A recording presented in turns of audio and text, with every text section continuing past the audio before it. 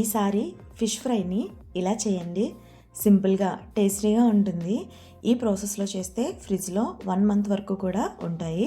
ప్లేట్లో 1 tablespoon కారము, 1/2 tablespoon salt, 1/2 teaspoon పసుపు, 1 టేబుల్ స్పూన్ ధనియాల పొడి, 1 టీ స్పూన్ అల్లం వెల్లుల్లి paste, 1 tablespoon oil, 1 tablespoon బియ్యం పిండి వేసి కలిపి కొన్ని నీళ్లు కూడా వేసి చూపిస్తున్న విధంగా కలుపుకోవాలి.